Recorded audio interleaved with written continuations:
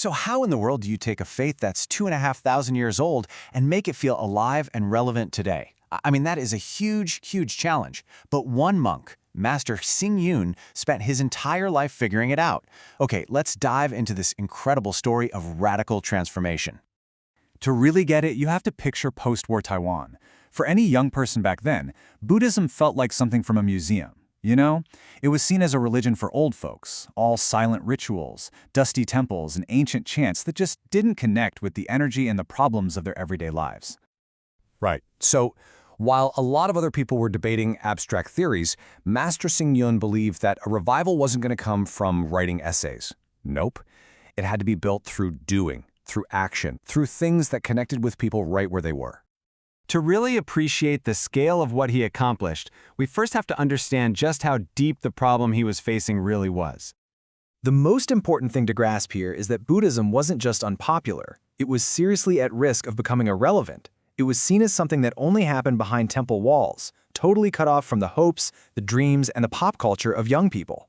It needed a bridge to the modern world, and it needed one fast.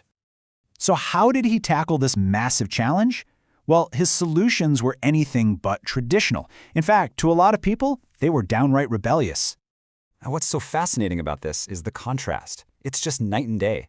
Instead of quiet solitary practice, Hsing Yun brings in these vibrant group activities. He starts youth choirs to sing modern Buddhist hymns.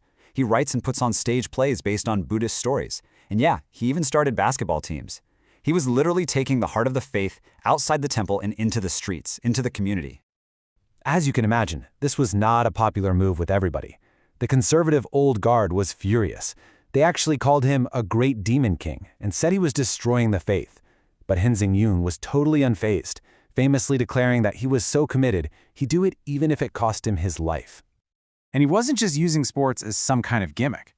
This is the genius part. He brilliantly framed basketball as its own form of spiritual practice. He connected the skills you need on the court, teamwork, courage, admitting a foul. He connected those directly to core Buddhist virtues called the 6 paramitas, which are these perfections like generosity and discipline. He was showing people that you could pursue enlightenment just as well on a basketball court as on a meditation cushion.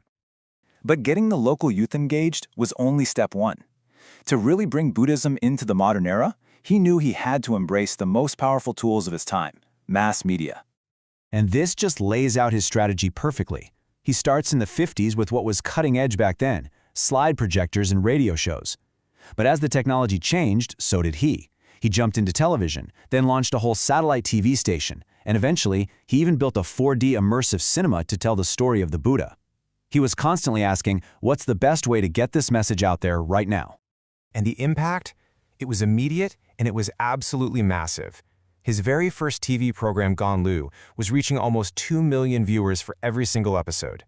To put that into perspective, back in the late 1970s, that was a huge chunk of Taiwan's entire population tuning in. He had completely bypassed the temple walls and was beaming the Dharma directly into people's living rooms on a scale nobody thought was possible. And he didn't just stick to religious shows. His popular books were turned into primetime TV dramas, movies, and get this, even an opera. This was just a masterstroke. He was weaving Buddhist stories and values right into the fabric of popular culture, reaching millions of people who might never have stepped foot in a temple. Now, this whole approach wasn't just meant for Taiwan. Right from the very start, his vision was global. But he had a very specific and very respectful strategy for how to expand. And the key insight here, the thing that made it all work, wasn't to just export a Taiwanese version of Buddhism around the world. No, the goal was to plant seeds that could grow naturally within each local culture. It was all about integration, not colonization.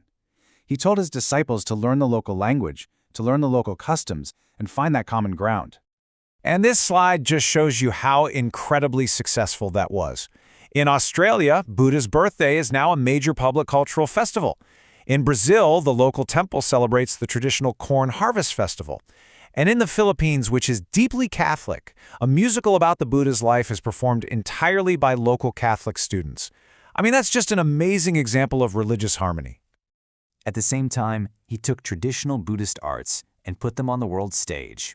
The temple's own chanting group performed in some of the most prestigious concert halls on earth. We're talking the Sydney Opera House, the Lincoln Center. He presented this ancient religious music not as some obscure ritual, but as a deep and beautiful art form that anyone could appreciate. So what happens when you add all of this up? Decades of relentless, tireless innovation. What's the end result? What does this new face of Buddhism actually look like today? Well, the results speak for themselves. From a faith that many thought was fading away, he built a dynamic global movement. He completely flipped the public perception of Buddhism, establishing it as a real cultural and social force built on this amazing foundation of technology, art, and a profound openness to local cultures. And when you look back at it all, it really comes back to this one simple, powerful idea. Every single choir, every basketball team, every TV show, it was all a direct expression of his belief that faith has to be lived, it has to be practiced and engaged with the real world, not just studied in isolation. The story of Master Hsing Yun really leaves us with a pretty fascinating question, doesn't it? It challenges all of us to think about that tricky balance between preserving the ancient heart of a tradition and having the courage to give it a bold, new voice for the future.